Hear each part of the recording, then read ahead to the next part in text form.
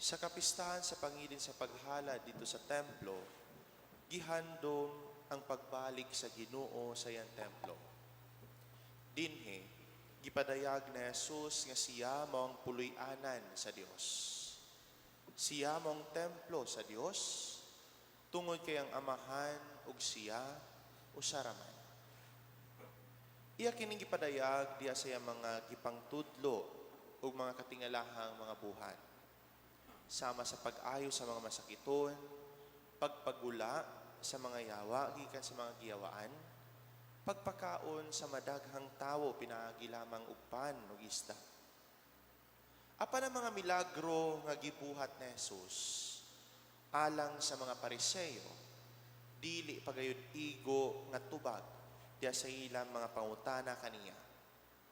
Tungod kay dili sila buot mo ila kang Jesus sa husto nga paagi, bisan pag anana siya diha sa ilang atubangan. Gitubag ni Jesus kini mga Pariseo pinaagi sa klaro nga pagpasabot sa iyang otoridad.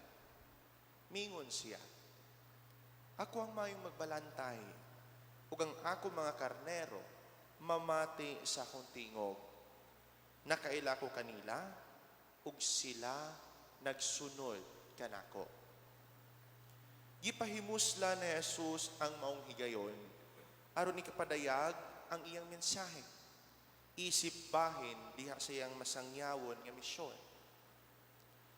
Miadto siya sa Jerusalem aron ipadayag nga ang iyang lawas mao gayud ang templo nga bungkagon ug mobarog gihapon sa ikatulong adlaw. Sa panahon sa Pasko dito sa katapusang panihapon, gipaila niya ang iyang kaugalingon nga mamahimong sakripisyo alang sa kaluwasan sa tanan nga mituo kaniya. Kining tanang panghitabua nagpadayag sa panagiusan ni Jesus ug sa Amahan. Busa, kita usab nga nagtuo kang Kristo, isip pinadala sa Amahan, nakigiusa usab diha sa atong mga kaigsuonan, sa atong katilingban ug sa tibuok santos nga simbahan, giniyahan diha sa atong maayong magbalantay. Hinaot pa.